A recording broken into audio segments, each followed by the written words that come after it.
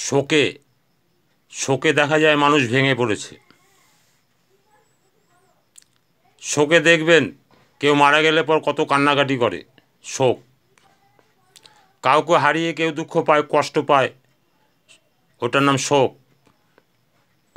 আর কাউকে পেয়ে কেউ আনন্দ পায়, উচ্ছ্বাসিত হয়, ওইটার নাম আনন্দ, উপভোগ করা। একটি জায়গায় এরকম একজন দেহ রেখেছেন, কান্নাকাটির রোল চলছে, নানা রকম সুরে কান্নাকাটি হচ্ছে। এক সন্ন্যাসী এসে বলছেন, ওগো দেখি দেখি, আমি একটু দেখি। দেখে বললেন, আমি এই মৃত রোগীকে, মৃত লোকটাকে ভালো করে দিতে পারবো।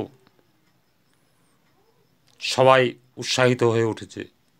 সন্ন্যাসী বলছেটা কি? সন্ন্যাসী বলছে, হ্যাঁ পারবো, তবে একটা জিনিস আমাকে এনে দিতে হবে। কী জিনিস? আমাকে একটুখানি সর্ষে, 15-20টা সর্ষে এনে দিন। যে বাড়ি থেকে আনবেন সেই বাড়িতে যেন শোক না হয়, কোনোদিন শোক হয়নি এমন বাড়ি থেকে নিয়ে আসবেন। তাহলে আমি যে সেই সর্ষে পেলে আমি এই মৃত লোকটাকে ভালো করে দিতে পারবো। এবার সবাই মিলে বেরিয়ে পড়েছে সর্ষে খোঁজার জন্য। যে বাড়িতেই জিজ্ঞাসা করছে, দাদা আপনার বাড়িতে সর্ষে আছে? বলছে, হ্যাঁ আছে। আমাদের একজনে মারা গেছে, তো ওই সর্ষে পেলে বেঁচে যাবে, একটু সর্ষে দেবেন কয়েকটা? বলছে, হ্যাঁ দেবো। বলছে, আপনাদের বাড়িতে কোনো শোক হয়নি কোনো দিন? বলছে, শোক? শোক মানে? বলছে, কেউ কখনো মারা গেছে, কান্নাকাটি হয়েছে? বলছে, সে তো হয়েছেই। বলে, তাহলে হবে না।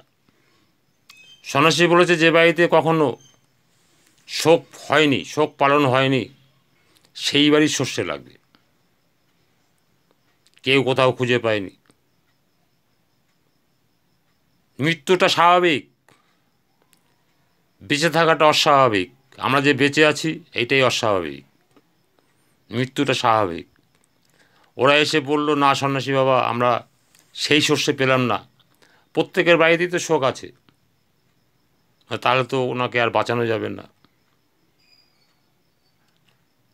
তাহলে বলছে, সব বাড়িতেই যখন শোক আছে, এ বাড়িতেও শোক আছে। এই শোকটাকে আপনার মেনে নিতে হবে, আপনাদের শান্ত হতে হবে। ওনার আত্মার শান্তি পাওয়ার জন্য আপনাদের শান্ত হতে হবে। তাই এই শোকটাকে মেনে নিন। কেন? ওই শস্য তো পায়নি, পাবে না তো, সন্ন্যাসী জানে তো।